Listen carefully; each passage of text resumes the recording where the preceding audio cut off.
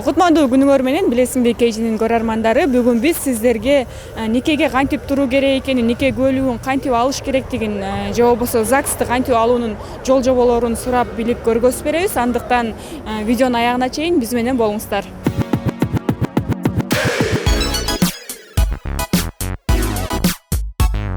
Мынакей көрөрмандар, биз Бишкек шаардык бакыт өргөсүнүн ичине кирдик. Ал эми менин жанымда болсо Бишкек шаарынын Борбордук бакыт өргөсүнүн башчысы Райымкулова Дария Сардалбековна бар. Саламатсыздарбы? Биз сизге болсо бүгүн нике куөлүгүн кантип алыш керектигин сурайлы деп келдик. Негизи нике куөлүгүн алыш үчүн кандай шарттар бар?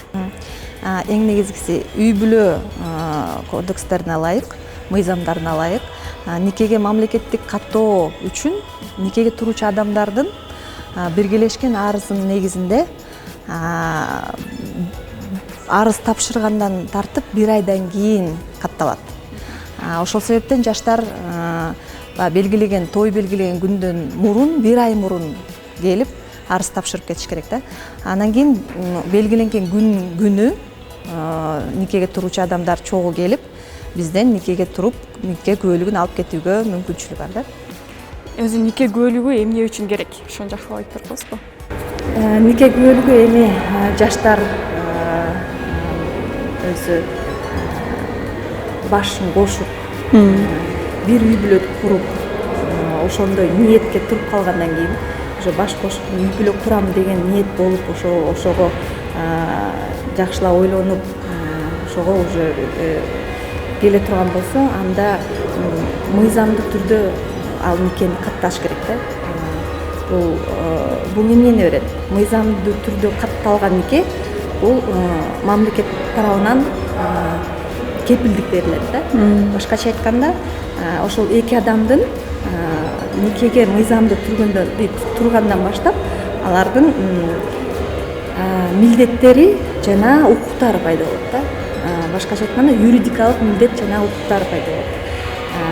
Мисалы үчүн никеге турган кыздын эртеңки күнү экөөнүн жашоосу келишпей калып, ар түрдүү себептер менен жашоосу болбой экөө ажырашып кете турган болсо, бул жерде мамлекет кепилдик берет да. Башкача айтканда, ал кыздын сотко кайрылуу укугу болот. Эгер нике катталбаган болуп калса, нике катталбай жүргөн адамдар чогуу жашап, баш кошуп үй бүлө куруп жүргөндөр деле бар болушу мүмкүн. Бирок алар эртеңки күнү андай сотко мүмкүнчүлүктөрү жок болуп калат. Сотко кайрылууга мүмкүнчүлүгү болбой калат да. Ал жактан уже башкача мыйзамдар менен кайрылып калат да.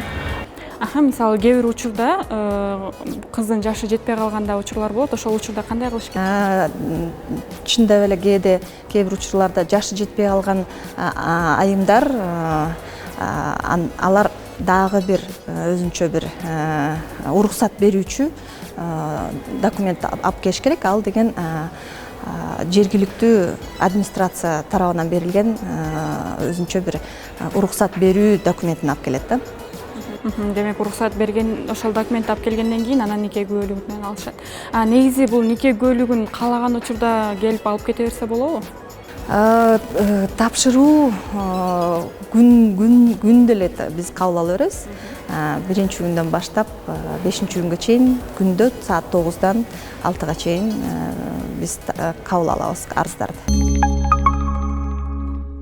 Бизге көбүнчөсү кайрылат да, мисалы үчүн айылда учетун депчи, же болбосо Ошто нарында деген сыяктуу, анан Бишкектен келип эле өзүбүзгө нике куөлүгүн алсак болобу депчи. Болобу негизи?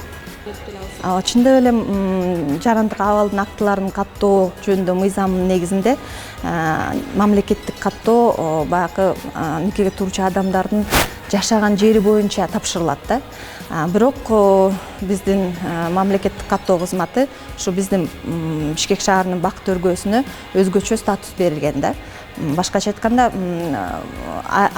аймактардан келген, бул жерде шаарда катталбаган никеге туруучу адамдар, каалоочулар биздин бакыт өргүскө келип катталып кетсе болот. Бул нике куөлүгүн алыш үчүн канча сом кетет? Канча сом төлөш керек? Өзү негизи никени мамлекеттик каттоо өзү бекер. Бир гана бланк жана нике күбөлүгү үчүн төлөнөт.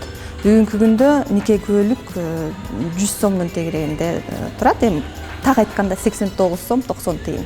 Анан кийин банк комиссиялары менен чогулуп биригип бүгүнкү күндө 100 сомго алынат.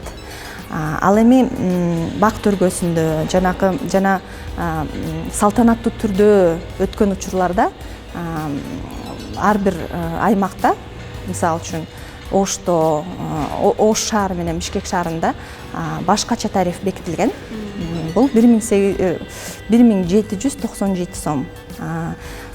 Ага нике күбөлүгү кошулат.